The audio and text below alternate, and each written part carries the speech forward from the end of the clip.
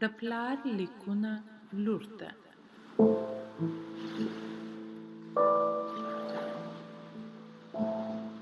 لیکوال جواهرلال نهرو.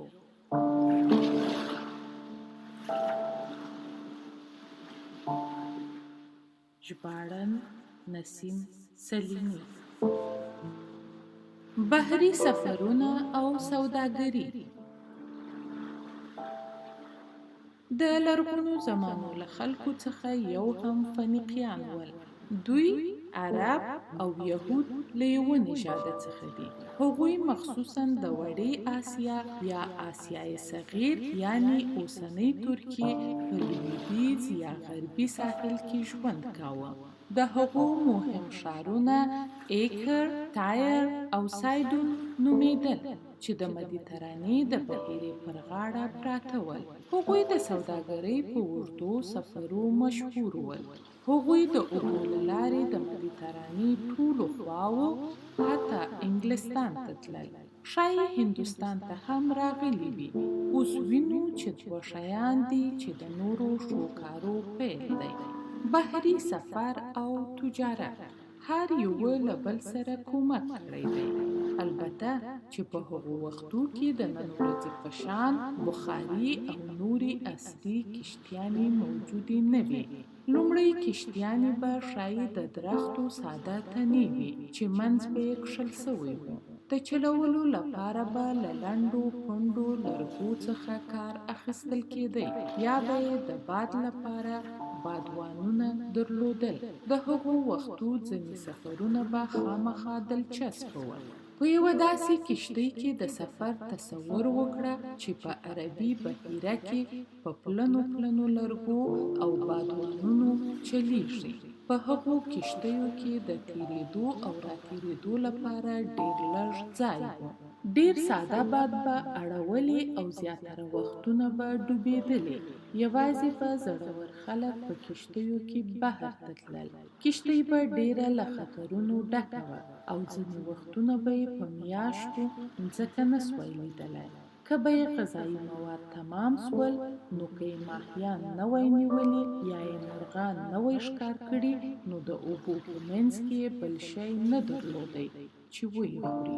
بحیره له خطرو او عشقي کیسو څخه ډکه وه. د پخوا وختو د کشتیوانانو او عجیبو پیښو ډیرې کیسې شته. سره د دې چې خطرونه موجود ول، بیا هم خلکو بحري سفرونه کول. ځینې خلکو ښایي له دې سببه سفر کاوه چې له خطرو ډکو پیښو سره یې مینه درلوده. خو ځینې خلک بیا له دې سببه سفر ته تلل چې له سرو زرو او سپینو سره یې مینه درلوده، ځکه چې هغوی تجارت ته تلل چې شیان رانیسي او خرڅ کړي، نو یې پیسې لاسته راوستې. تجارت څه شی دی او څنګه شروع سو؟ موږ نن ورځ غټ دوکانونه وینو او په ډیره اسانۍ ورننوتلی سو او هر هغه څه چې وغواړو رانیولی سو. خو په دې باره کې هیڅکله فکر نه کوو چې دا شیان له کومه ځایه راځي. ته ښایي په الهاباد کې یو وړین یا پشمي شال واخلې. هغه ښایي له هغه لیرې کشمیره راغلی وي او وړی ښایي د کشمیر د لډک د پسو وي. د غاښو کریم ښایي د کشتیو او ریلګاډو په واسطه له امریکا څخه راغلي وي.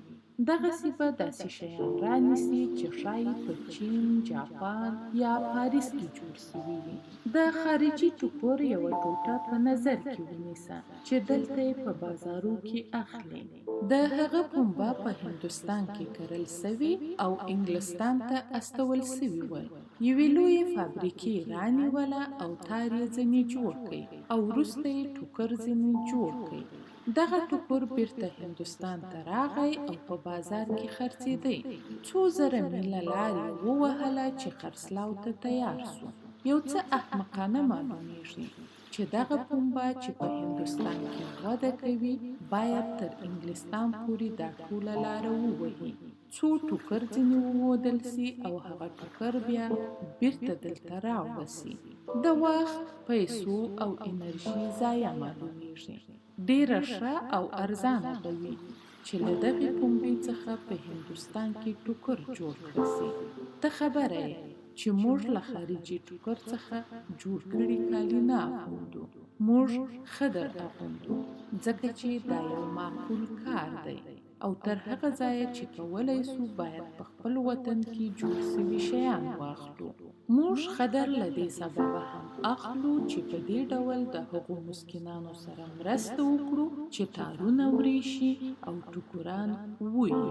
وینئ چې نن ورځ تجارت یو ډیر پرله‌پیچلی یا مغلق کار دی. لویې کشتیانې همیشه شیان له یوه هیواد یا وطن څخه بل هیواد ته وړي، خو دا کار همیشه په دې ډول سرته نه رسیدی. په پخوا زمانو کې چې انسانان سره ځای پر ځای کېدل، تجارت ډیر لږ و. انسانانو چې هر شي ته اړتیا درلوده هغه به یا په خپله لاسته راوستی یا به یې په خپله جوړاوه. البته چې په هغه وختو کې انسانانو ډیرې اړتیاوې نه درلودې. وروسته لکه ما چې مخکې درته ویلي دي په قبیله کې د کار ویش منځته راغلی. خلکو ډول ډول کارونه کول او ډول ډول شیان جوړول. بیا نو یو داسې وخت راغی چې یوې قبیلې به یو شی ډیر درلودی او بلې قبیلې به یو بل شی ډیر درلودی. طبیعي ده چې دوی به شیان یا مواد سره آلیشول یا تبادله کول. د مثال په ډول یوې قبیلې به یوه خوا په یوه جوال غنمو آلیشول. په هغو وختو کې پیسې نه وي، یوازې باید شیان یو د بل په مقابل کې تبادله سوي وای، نو تبادله شروع سوه. دا کار به ډیر اسانه نه و.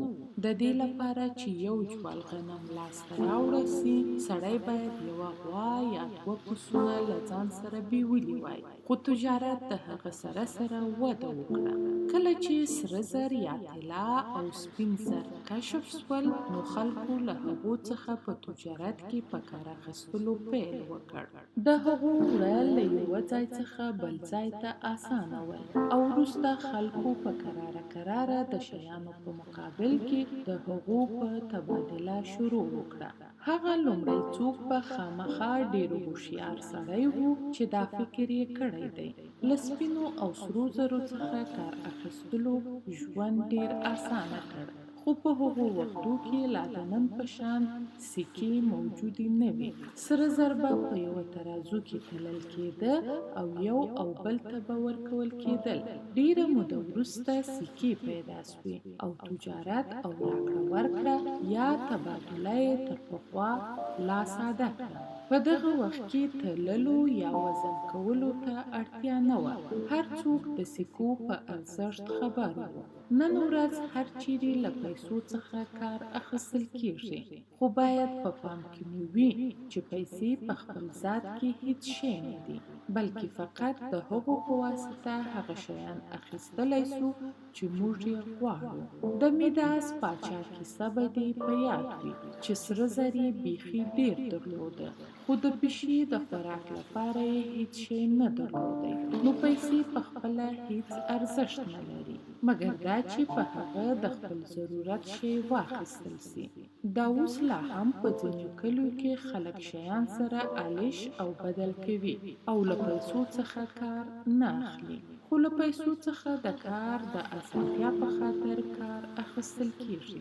ځینې ساده خلک داسې فکر کوي چې پیسې په خپل ذات کې ښه شی دی او ځکه نو کار نه ځینې اخلي او ساتي او ټولوي.